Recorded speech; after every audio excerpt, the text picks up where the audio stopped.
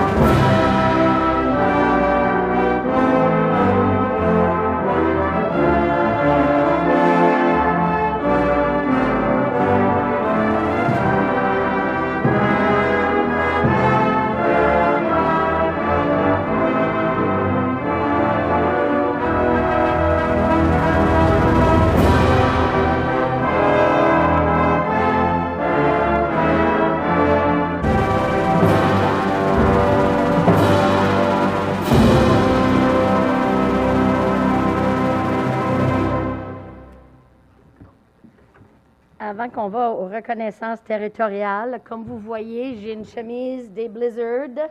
On a fait une gageure ou un pari avec Mère Marquis, juste pour que ça soit plus intéressant pendant les semi-finales. Et bien sûr, comme vous savez, les Blizzards ont gagné. Fait parmi le pari dont j'ai dit que je porterais le chandail des Blizzards pendant une réunion publique. So I did a bet with Mayor Marquis in Edmundston, and part of the bet, all for fun, is if we lost in the semifinals, I would wear the jersey during a public meeting. So I am wearing it proudly. Je vais leur souhaiter bonne chance dans les finales et vous allez la voir. Puis je suis curieuse de voir quelle sorte de pari qu'il va y avoir entre les deux maires dans ce coin-là. We will go to territorial acknowledgement, and I'll give the mic to Conseiller Leblanc.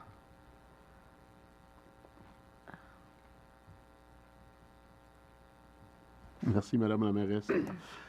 Nous reconnaissons avec respect l'emplacement de la ville de Bathurst en tant que terre ancestrale du peuple Mi'kmaq. Aujourd'hui, ces terres sont hôtes d'une population diverse, comprenant personnes natives du territoire et autres patries. Nous reconnaissons aussi avec respect l'histoire et les diverses cultures du peuple Mi'kmaq de la région. We respectfully acknowledge the city of Bathurst as the ancestral homeland of the Mi'kmaq. Today, these lands are home to a diverse population of indigenous and other peoples. We also acknowledge with respect the diverse histories and cultures of the Mi'kmaq in this region. Merci, Conseiller Leblanc. I am wearing a mask. I have a sinus infection, and I don't want to share my germs, but I really wanted to be to the meeting this evening because it's such an important meeting. Donc, j'ai un masque car j'ai une sinusite. Mais la rencontre est tellement positive ce soir, donc je voulais quand même venir à la réunion. Ms. Parker. So we're going to go to item 2, adoption of the agenda, that the agenda be approved as presented. All right, I'll need a mover. Councillor Scary, seconded by Councillor Hondas. All those in favor signify by saying aye. Aye. Opposed? Motion carried.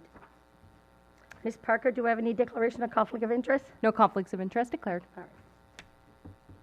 So we're going to go to item 4.1, regular public meeting held on April 7, 2026. That the minutes of the regular public meeting dated April 7, 2026 be approved as circulated. All right, I'll need a mover. Councillor Bryan, seconded by Councillor Burnett. Ready for the question. All those in favor signify by saying aye. Aye. Opposed? Motion carried. We have 2 public presentations tonight. We'll start with 6.1, the audited financial statements by Mr. Gilles Duvaux, CPS, on behalf of MNP Bathurst. Just give me a second, I'll get the screen down here.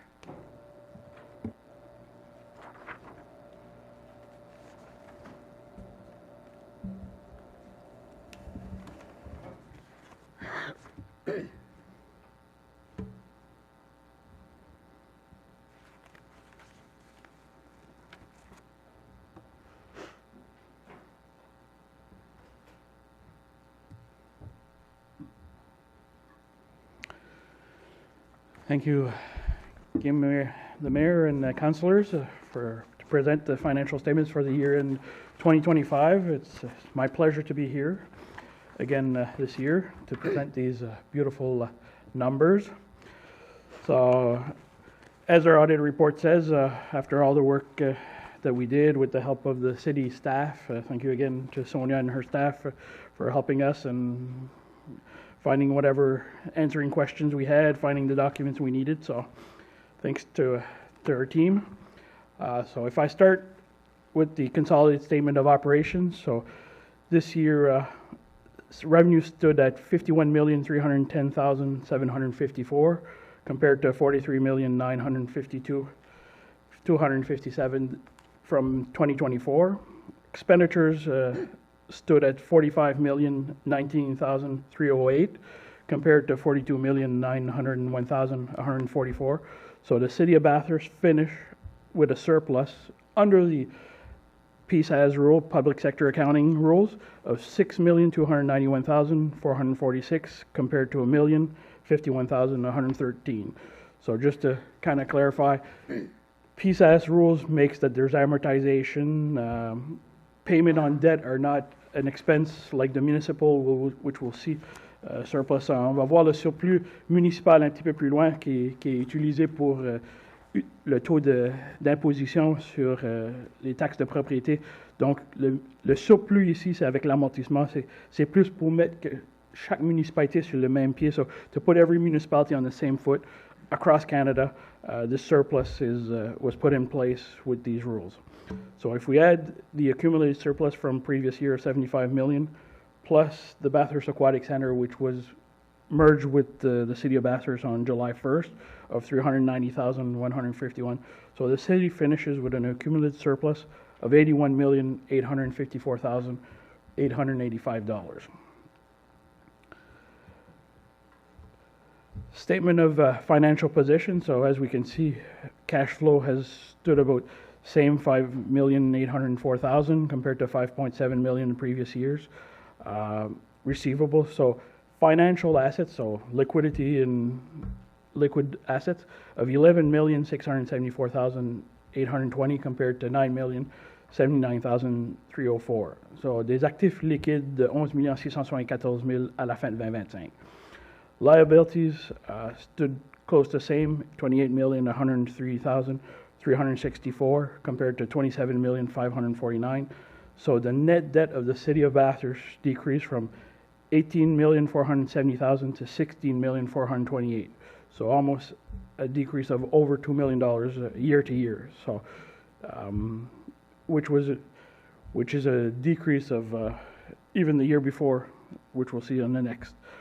Tangible assets with the addition of the aquatic center and diverse assets. So $97,479,000 of non-financial assets, so your streets, your buildings, your pipes, etc., compared to $92 million with the inventory prepaid. So we finish with, like I said, the accumulated surplus of $81,854,000, like we saw the previous.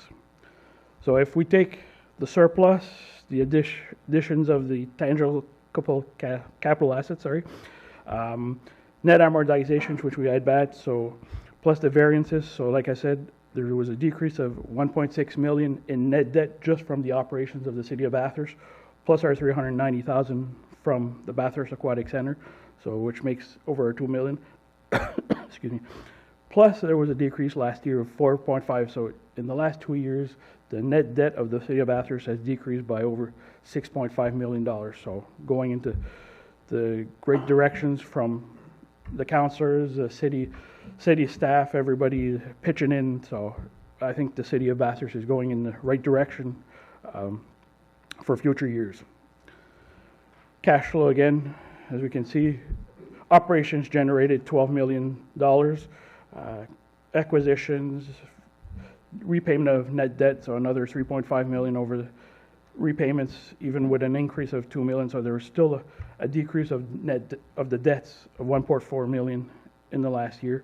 So a variation, a bit negative of 152, but still to finish $2.8 million in the bank account for the operations. So if we look, so we said there's 2,8 million, donc 2,8 millions d'argent liquide. Ça, c'est juste dans les opérations. Il y a quand même 3 millions dans les fonds de réserve, so another $3 million of cash.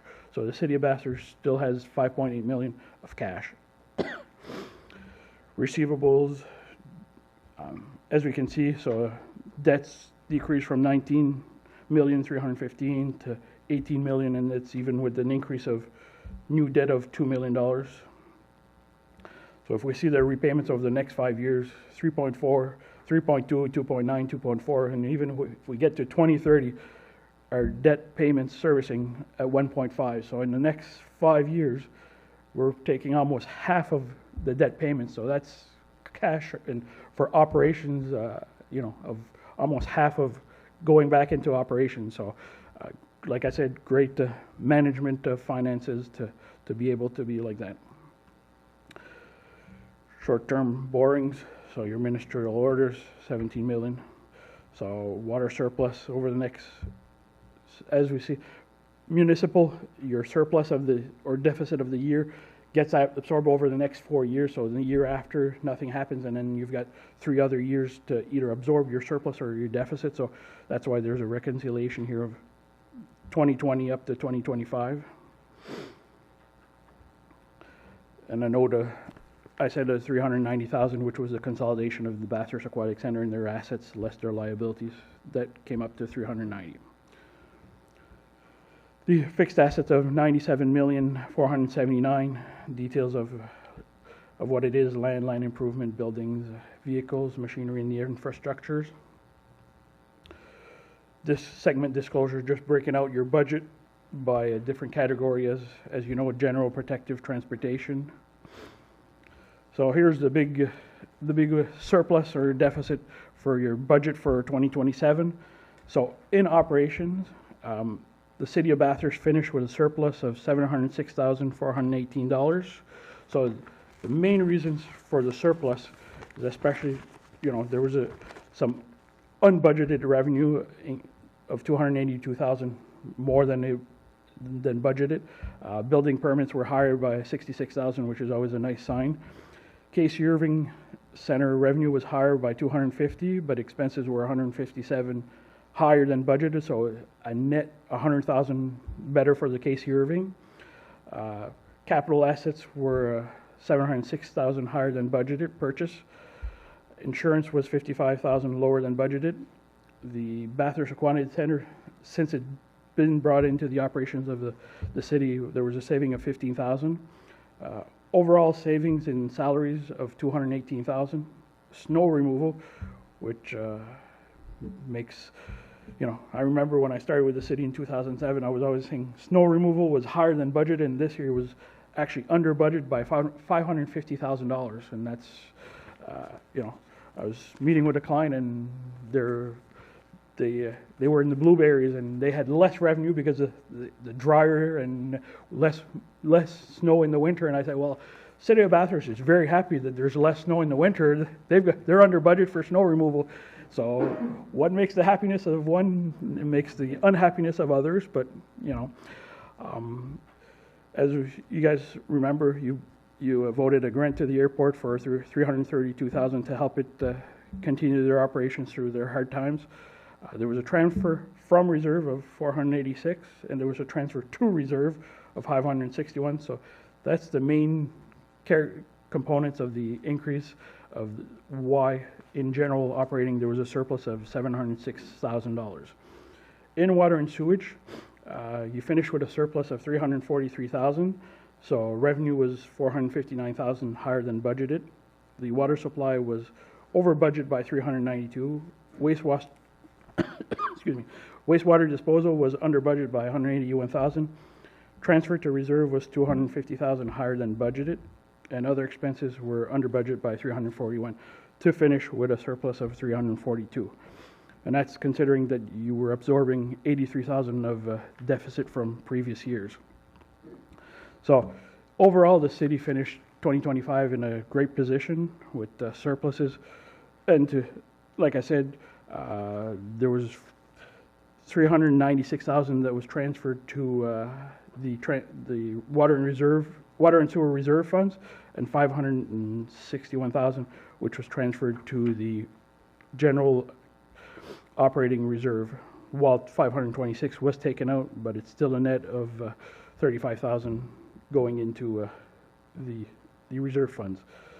So the next one, as we can see, City of Bathurst finishes with certain reserves of $3,012,000 and $913 compared to $2.7 million the year before. So still another increase of almost $300,000 in the reserve fund while having good results.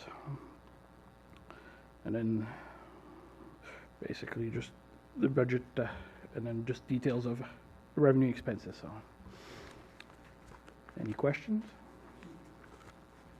Do we have any questions? Non? Non, on n'a pas de questions. Merci beaucoup. Yes, and good luck on the upcoming elections to those that presented their names again. With numbers like this, hopefully you'll keep on the great work that you've been doing. So, Merci beaucoup. Okay. We're going to go to our second presentation, 6.2, Proposed Municipal Plan and Zoning Bylaw Amendments for Property Located at 2321 Rough Waters Drive by Mr. Bouffard.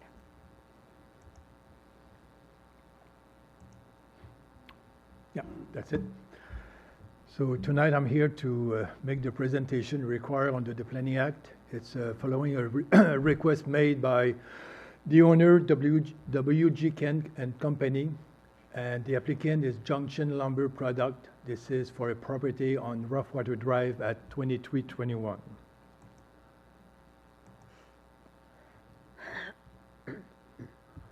So the purpose of this rezoning is to allow for the establishment and operation of a pallet manufacturing and distribution business. The proposed business will focus on the production and storage of pallets to serve local and regional commercial needs. Okay. So there are existing four parcels subject to this rezoning. As you can see, they are outlined in red on the map here. The address again is 2321 Rough Water. Those four parcels, they don't have any direct frontage on a public street. So in order to get access to those four parcels, there is a private road, a private right-of-way across a private land, and also there is a portion of the existing access road within the right-of-way of Route 11. Okay, so this line here, this is the right-of-way of the highway.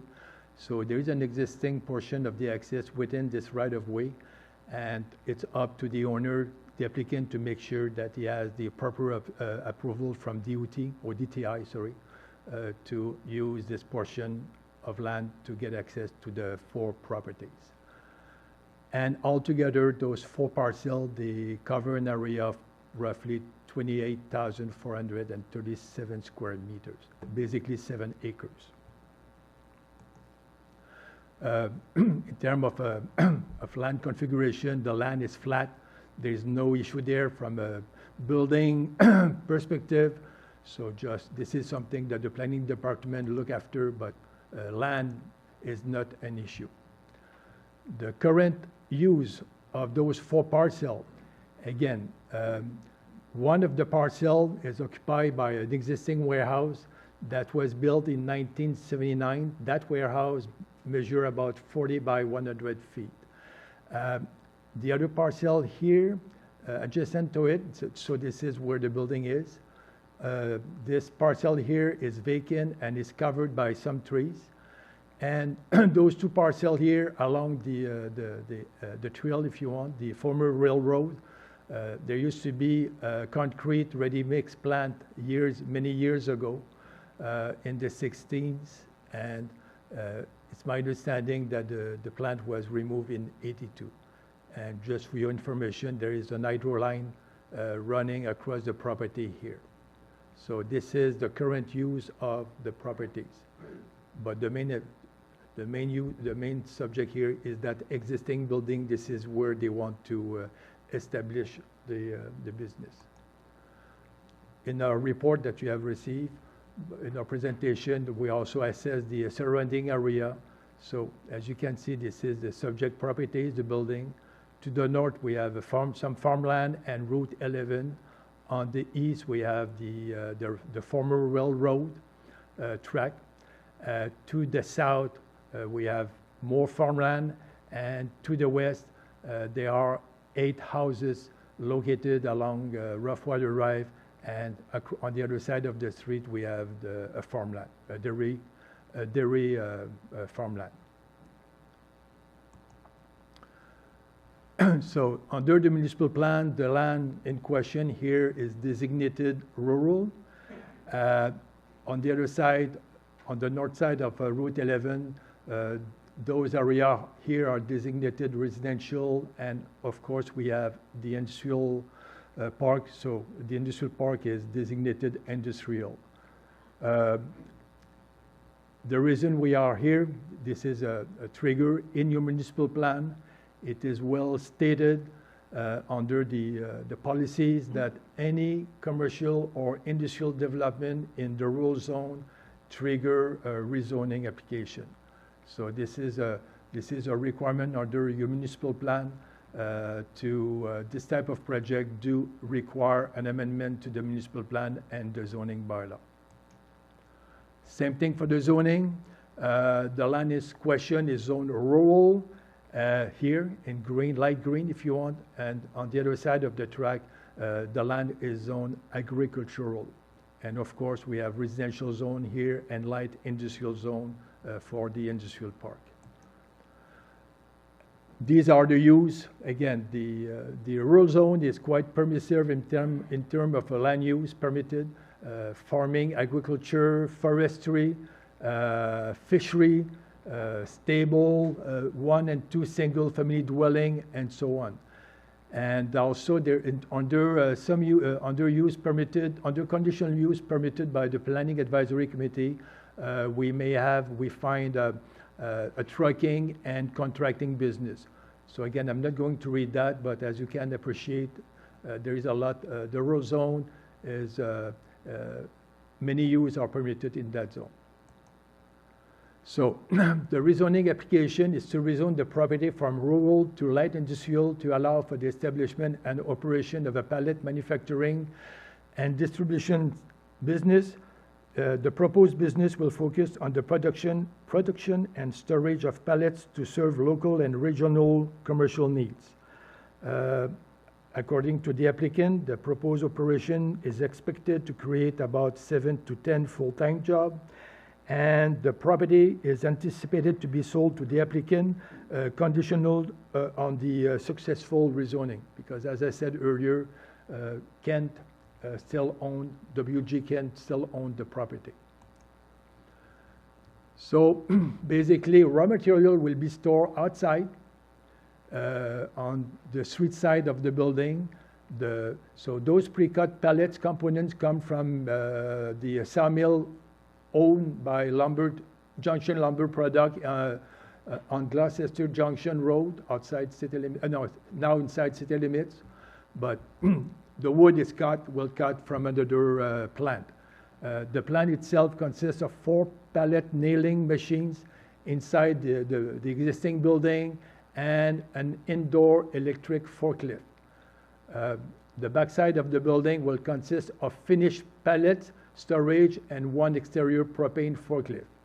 And according to the applicant, this property is perfectly suited for this business due to its size, height, and yard layout, which require minimal landscaping. So here basically, this is what a nailer is. He proposed to have 4 nailers of this type inside that building to assemble those raw material into wood pellets. So according to the applicant, this project will have minimal nuisance on the neighboring properties. I will come back on that. He mentioned that there will be no material transformation creating waste or byproduct at this plant, because this is simply an assembly plant. Packaging material are limited to bundle strap and small cardboard box. And according again to the applicant, noise is minimal and will be contained inside the building.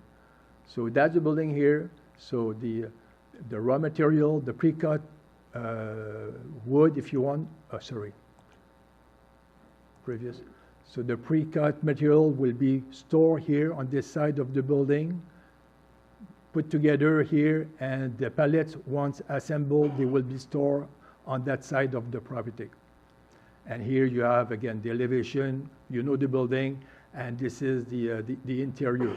So you have the nailers and so on. So it's a very basic facilities. In terms of visual impact, so this is the building. So that building is at 225 meters from the nearest house. As I mentioned earlier, some material will be stored here, and this location is at 207 meters from this house. And again, as you mentioned, the trees here will be maintained in place to serve as a visual screen between that storage and those house along Rough Water Drive. In terms of access, so again, as I mentioned earlier, this is a private road, this is a private access, giving access to the 4 parcel. It's on private land, and again, there is a portion within the right-of-way of DTI, and it is the responsibility of the applicant to make sure that he has proper access on this portion. And this has been addressed over the past few months, and we know that DTI is aware of that, and they have approved, they have accepted the use of this portion of the right-of-way.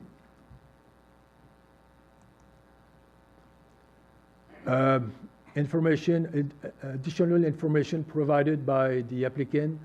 So parking is, so again, this is a building, so he has enough land to allow for the parking of the staff. We're talking 10 parking space for the employees. For the visitor, again, this is not a place where the clients are coming, so there's no real requirements for parking for the clientele.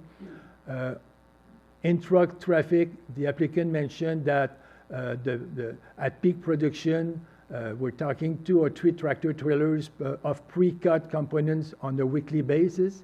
So the raw material, and after they are put together, assembled, we're talking 6 to 8 tractor trailer loads of assembled pallets leaving the site on the weekly base.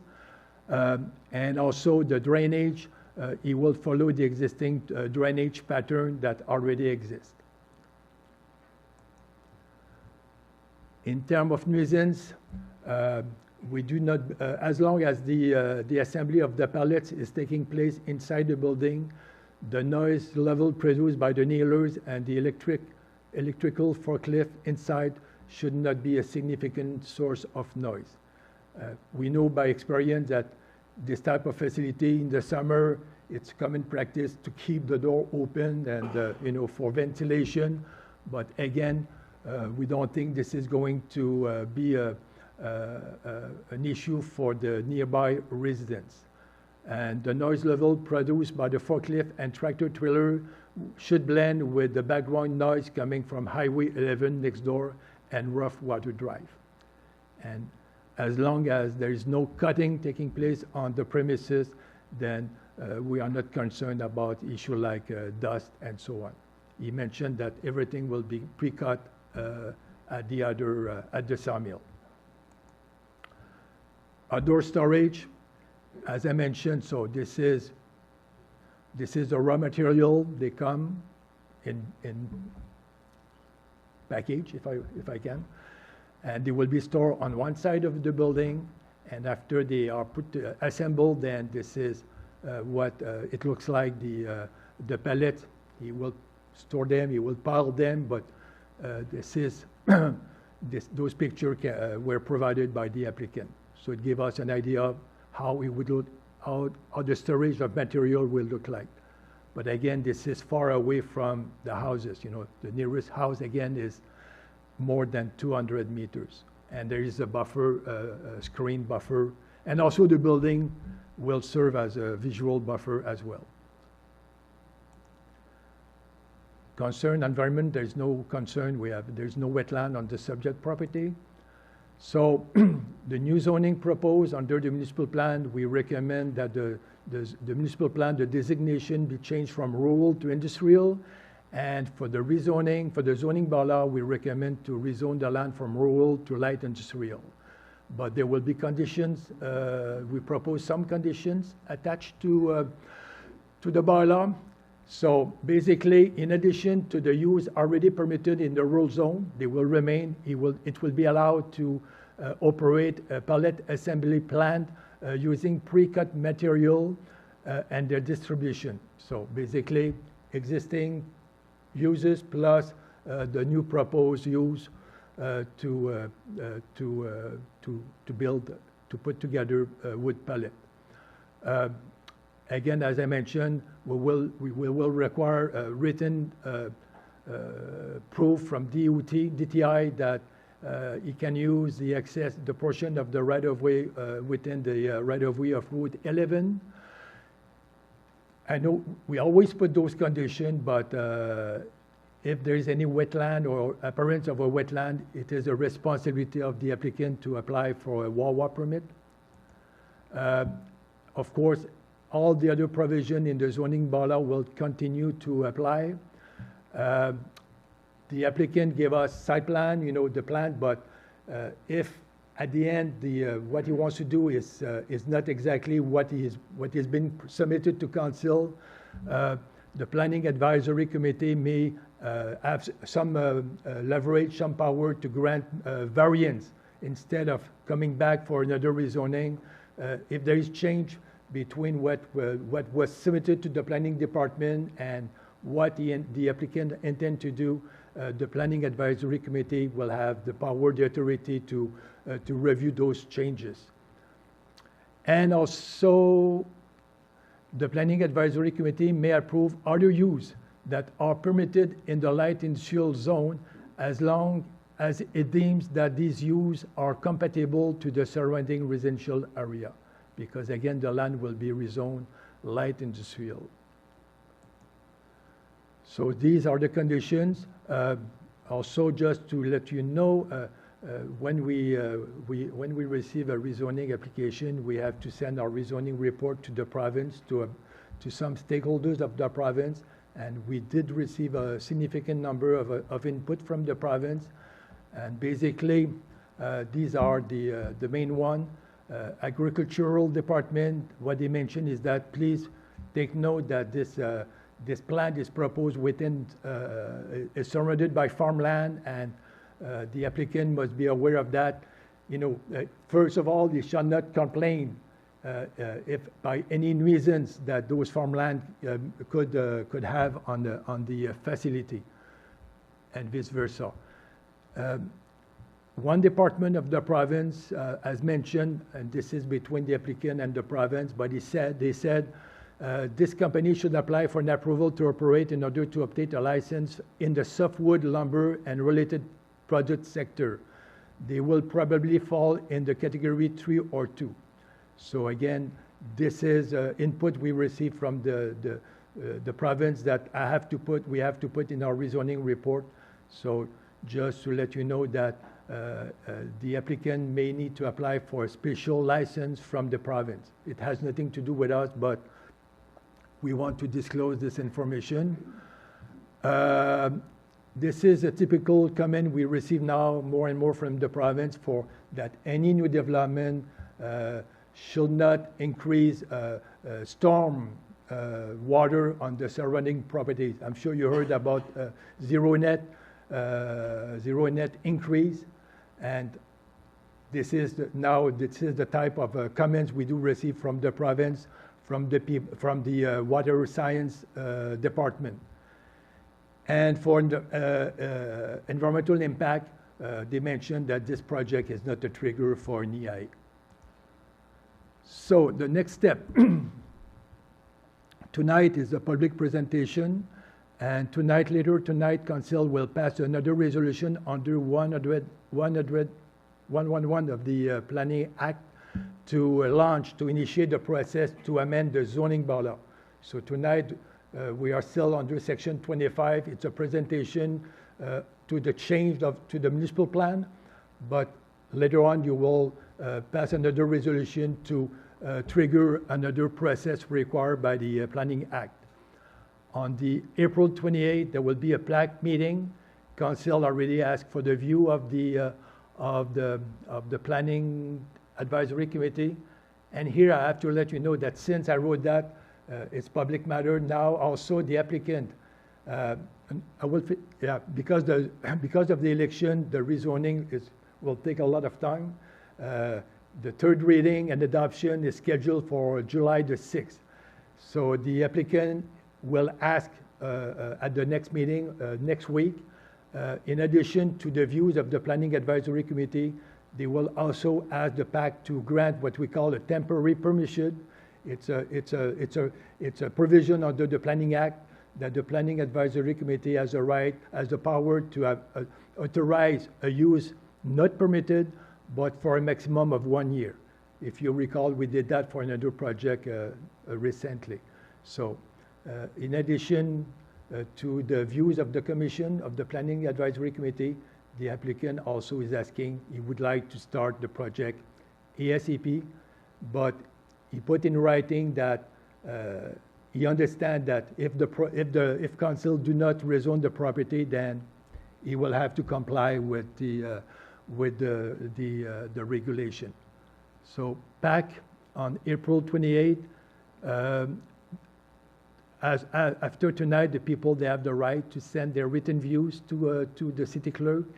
So the deadline is June the 10th, and June the 15th, there will be a public hearing to hear any objections that the people may have.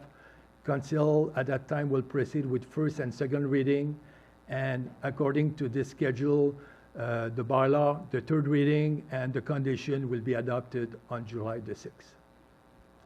So that's my presentation. Do we have any questions? On n'a pas de questions, M. Bouffard. Merci beaucoup.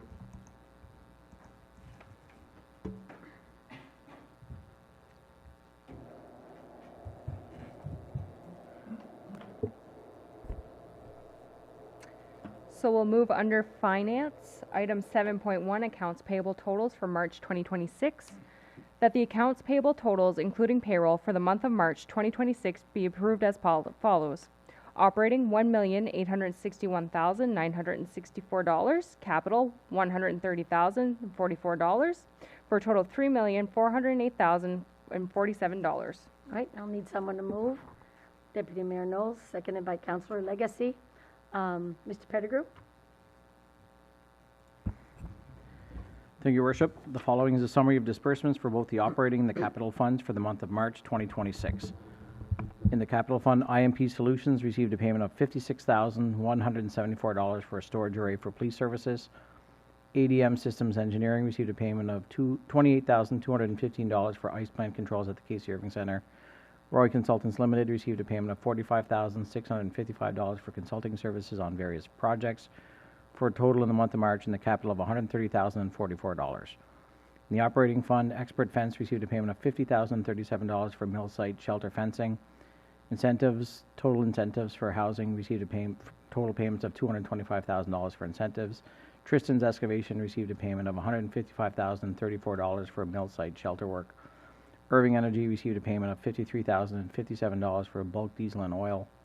NB Power received a payment of $278,730 for electricity for the month.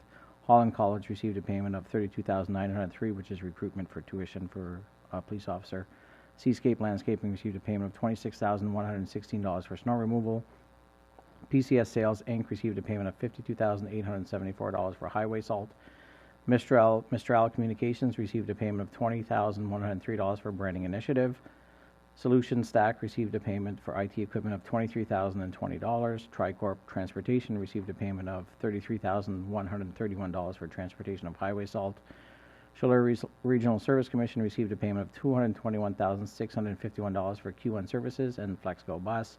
Other recurring payments of $690,309 for various recurring invoices, animal control, repair supplies, etc. for a total of $1,861,964 in the operating fund. Total payroll for 4 pay periods was $1,416,040 for a total in the month of March of $3,408,047. That's my report, Your Worship. Thank you, Mr. Pettigrew. Do we have any questions? No? All right. So all those in favor signify by saying aye. Aye. Opposed? Motion carried. We'll move to item 7.2, 2025 financial audited statements. That the 2025 consolidated financial statements for the City of Bathurst be accepted as presented, and that the Mayor and City Treasurer be authorized to sign the aforementioned statements.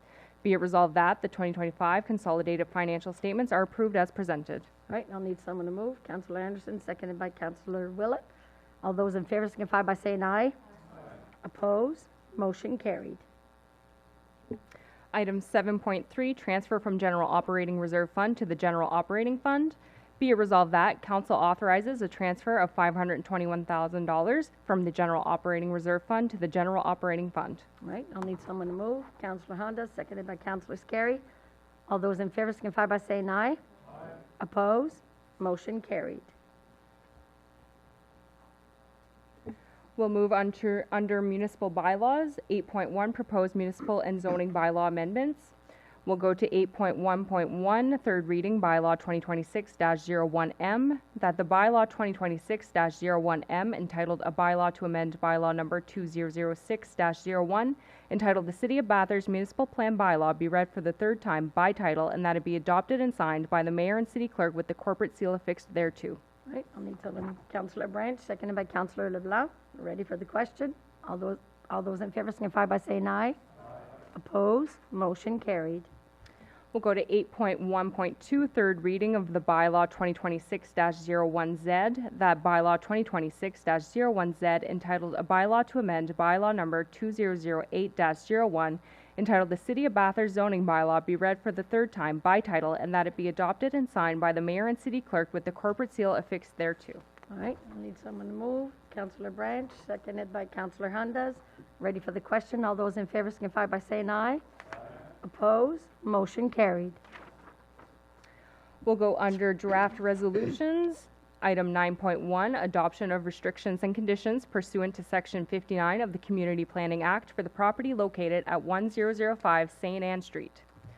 Whereas, council members approve the agreement between Robert Basque Enterprises Incorporated and the City of Bathurst, and that the Mayor and City Clerk be authorized to sign all related documents on behalf of the city, and whereas, the municipality has received a request from the owner to amend the zoning of the parcels bearing PID 207-59379 to allow the development of a residential complex comprising several multi-unit row houses, and whereas, the Council intends to adopt bylaw number 2026-01Z to permit this development as a conditional rezoning pursuant to Section 59 of the Community Planning Act, and whereas, the Council wants to add terms and conditions through a conditional rezoning agreement attached to bylaw number 2026-01Z to ensure, once the rezoning is completed, that the parcel is developed in accordance with the terms and conditions listed in the agreement, and whereas, subsection 59.2 of the Community Planning Act stipulates that this agreement, once entered into, will only take effect after certified copies of the rezoning bylaw and the agreement are filed in the Land Registration Office. Now therefore be it resolved that the following terms and conditions be imposed on the parcel. 1. Any new access point between the property and adjoining streets must be approved by the Public Works Department, which reserves the right to request expert reports as it deems necessary. 2. The owner must contact the Surface Water Management of the Department of Environment and Local Government to obtain a watercourse and wetland alteration permit if required, or for any other permit related to the designation of the Carters Brook watersheds and the main reservoir, source of drinking water. The city reserves the right to refuse any development that may affect the quality of the water flowing into these streams and reservoirs and used as sources of drinking water. 3. The owner will be required to provide and comply with a stormwater management plan that meets the requirements of the province and the city.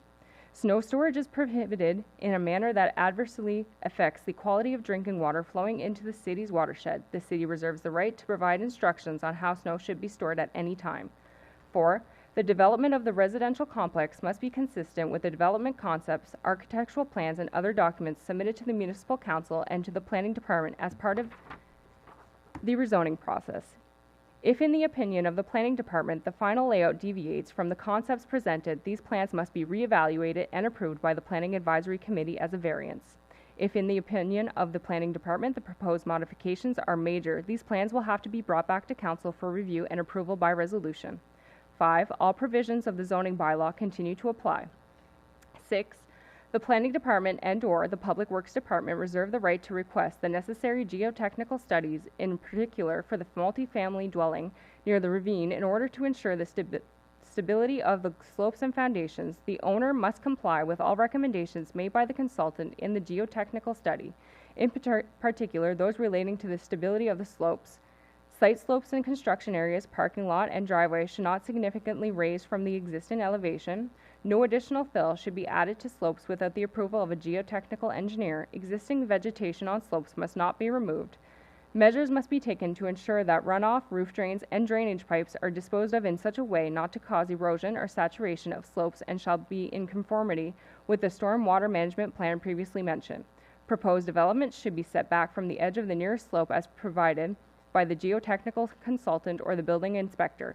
The final drawing showing the footprint of the proposed development must be submitted to the geotechnical engineer for review and approval. 7. The Planning Advisory Committee may approve commercial uses within the residential complex as long as it deems that these uses are compatible and useful for the residential complex. 8. The residential complex as a whole, including the design of private streets and fire hydrants, will need to comply with the fire and building codes. 9. No development, building, or activity arising from the residential complex shall encroach upon or interfere with any right-of-way vested in the city, and any activity or use thereon, including but not limited to street maintenance, snow removal, and snow storage.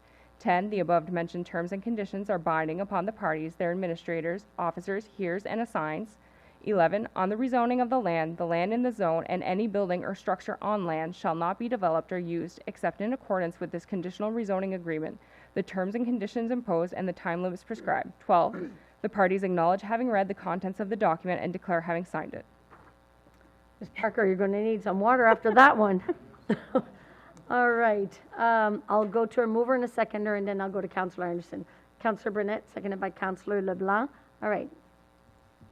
Councillor Anderson. Thank you, Your Worship. This will be through to Mr. Poufard, please.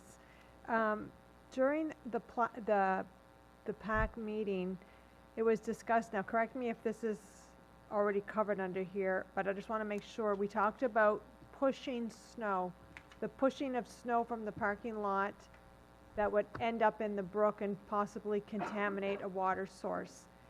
Like, for me, I don't see how that's necessarily addressed in the conditions here. That's under, sorry, that's under section 3.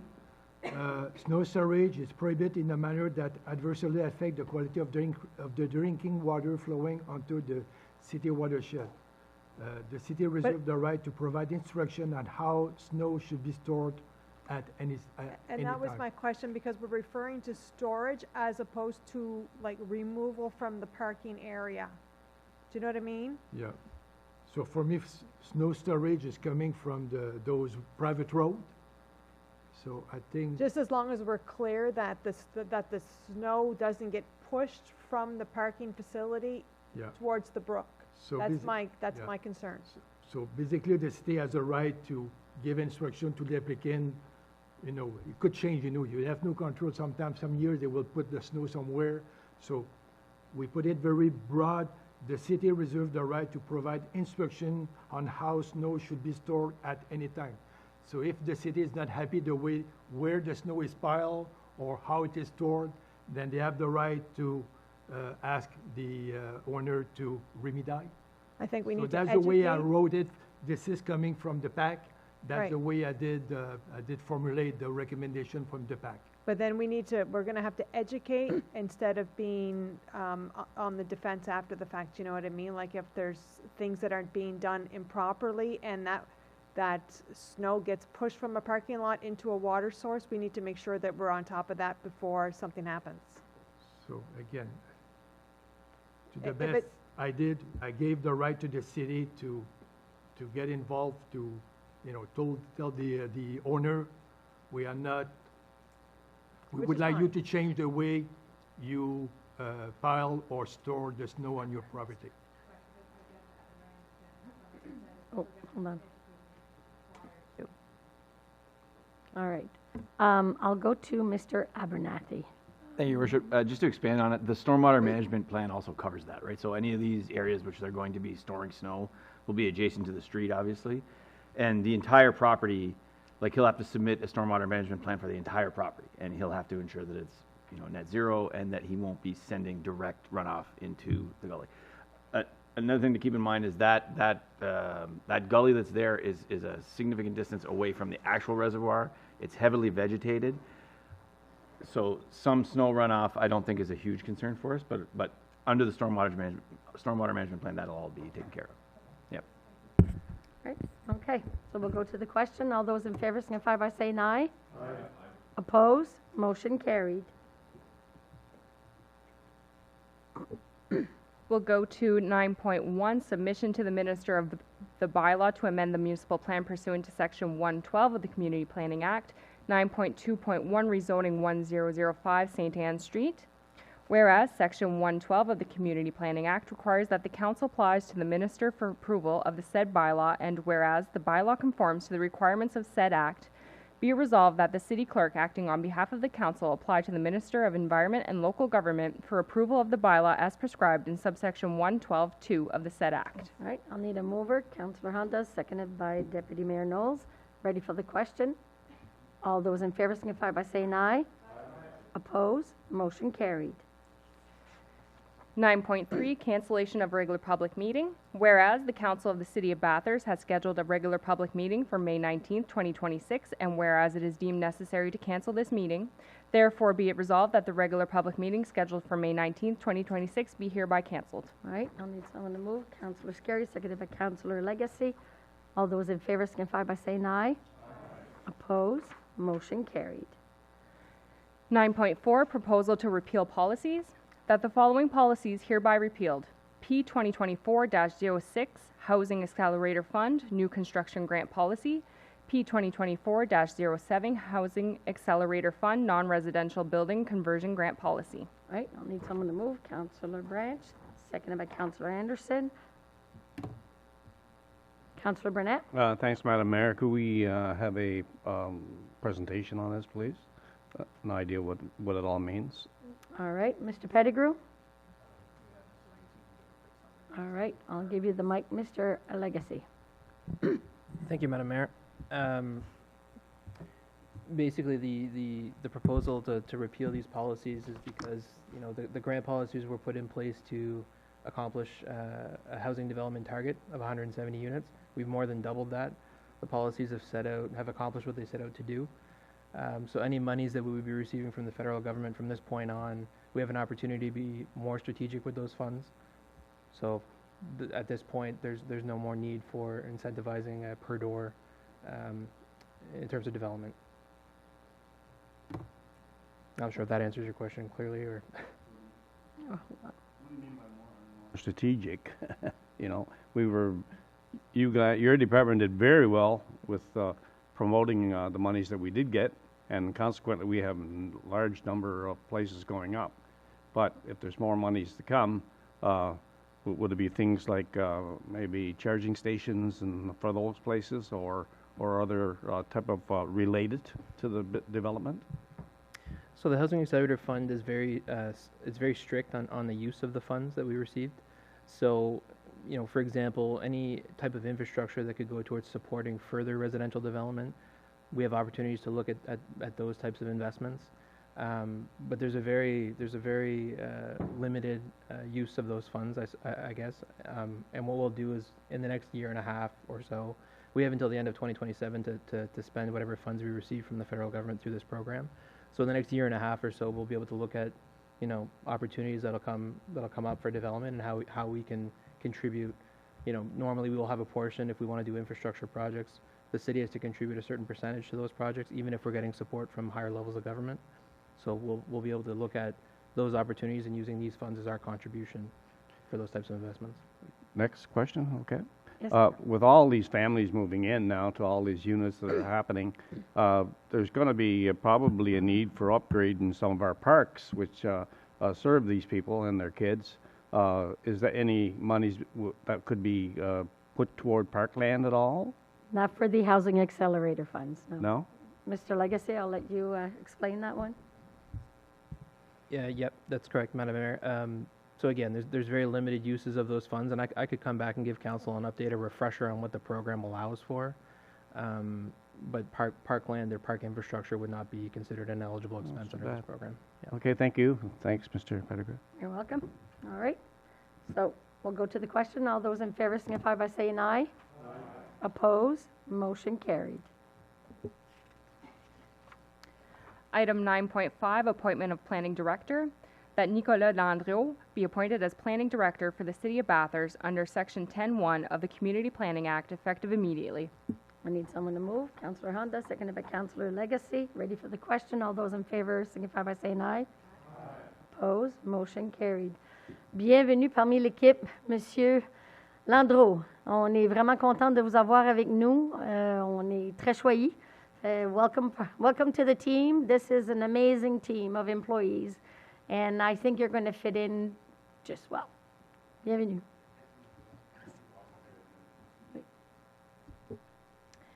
Item 9.6, amendment to the municipal plan and zoning bylaw pursuant to section 111 of the Community Planning Act.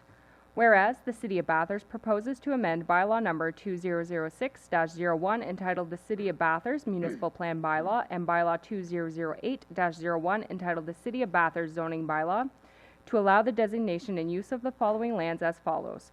Change zoning of lot bearing civic numbers 2321 Rough Waters Drive and bearing PID 205-71790, 205-71808, 201-94809, and 2003-6612. For the purposes of the municipal plan, the land use designation is changed from rural to industrial.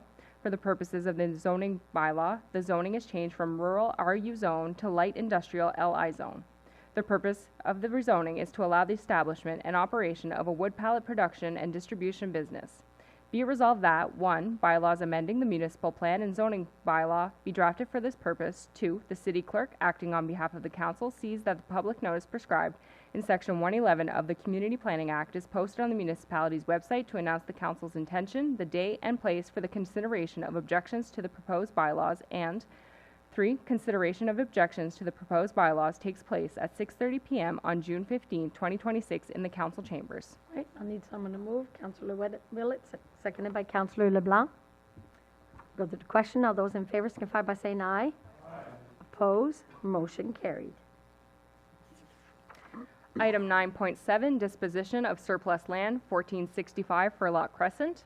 Whereas, during the in-camera meeting held on July 21st, 2025, Council reviewed a property identified by administration as a surplus municipal land, and whereas, a portion of the property located at 1465 Furlock Crescent, bearing PID number 2023-9885 and 205-17694 has been determined to be surplus, and whereas, Policy P 2024-08, disposition and acquisition of municipal land, requires council to formally designate surplus land, determine the method of disposition, and approve any waiver of public notice requirements, and whereas the property at 1465 Furlock Crescent has been assessed as having economic development potential consistent with section 4.1.1 CA of Policy P 2024-08, and whereas council has agreed to sell the property for the sum of $1 in recognition of its strategic value for economic development, now therefore be resolved that council hereby 1.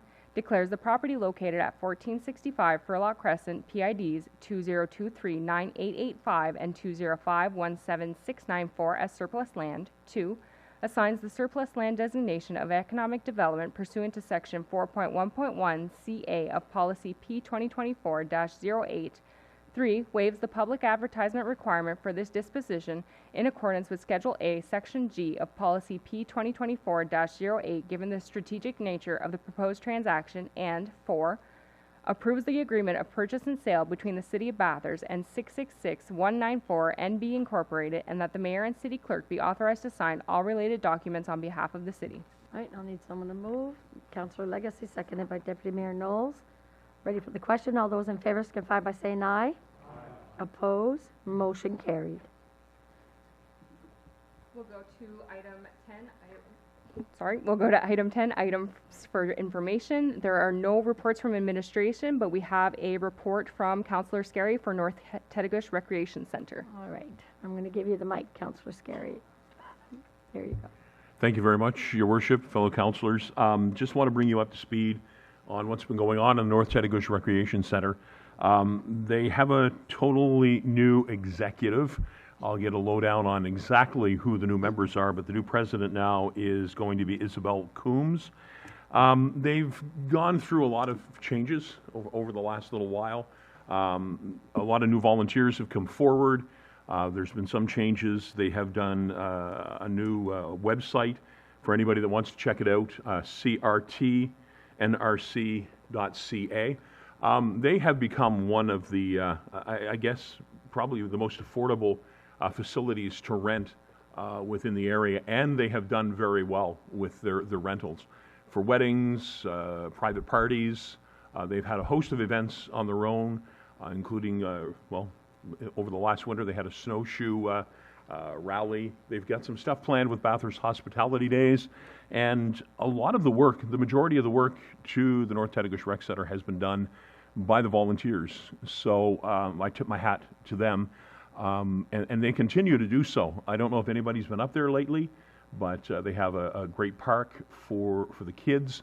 The ice surface, the rink that they have, the outdoor rink, has a plastic nylon kind of a base on it that can be utilized for roller hockey and that kind of thing. Those kinds of events in the summer. In the wintertime, it should work with you know, holding the water in a little bit better. But we all know as of late, winters haven't been that good for outdoor rinks. They get a really good ice surface going, and within a very short period of time, not able to be used. But I would definitely invite people to, especially the public, to check it out. If you're planning on looking at a facility, it is a gem within our city. One of the things they do want to do, there is plan for development of a walkway down over the bank that will allow people to launch kayaks and that kind of thing, but there is a fair amount of work that's got to be done there safety-wise and those kinds of things. What I will do going forward, as soon as I can find out more on the new executive committee, bring everybody up to speed.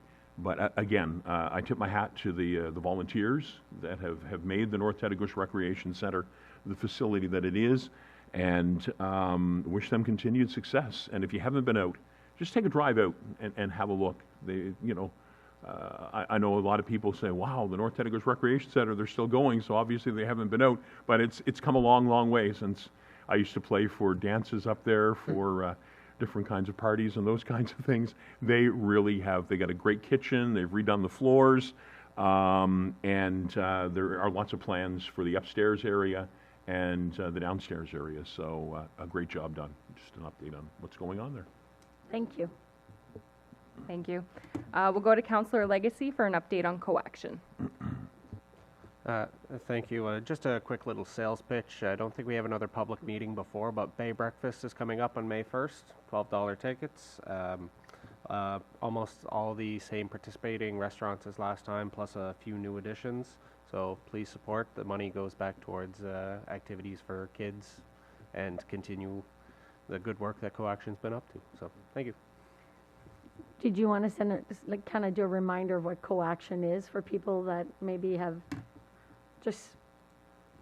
Yeah, so coaction is a committee for teens by teens. So basically they organize events for youth, basically from middle school, high school ages for both French and English, and they try and make it as inclusive as possible. We just organized a ski trip over March break, completely paid for by coaction, and they do different movie nights, they do bowling nights, basically just something to get the kids out and participating in the community. So, and the money used to be split between the two high schools, but now it's staying within coaction, and we can see that it translates directly to events for the teens. So it's getting a little bit better use, we find. So Thank you, and thank you for being part of that committee. It's love that committee. I know. Since it's been put together, they've had amazing success. Yes. So a lot of people are saying, what are we doing for our youth? This is one of the committees that was put together with this council, and they're doing extremely well to give back to the youth. So good job. Thank you. All right, before we go to the adjournment of the meeting, I just wanted to take a quick minute to kind of, just review our audited financial statement with Monsieur Gilles Deveau. I mean, great job to the staff. Like, we have an amazing group of employees. $6.5 million that we removed from the debt in the last 2 years. $21.4 million since 2007. So that's 57% of our debt. So we went from almost 38 million to 6,400,028. That says a lot about the work that we are doing. And the fact that we've actually invested, I think it's $3.1 million, $3.13 million in capital investments in this last year in 2025. So again, Madame Gauvin, to you and your team and to everybody at the city, thank you. Thank you for making us look good. We work the budget with you, but the staff does the magic, and, we're there behind supporting you and moving forward with what we think is best for the city. And you make our job a lot easier. So great job to everybody. So I just want to quickly.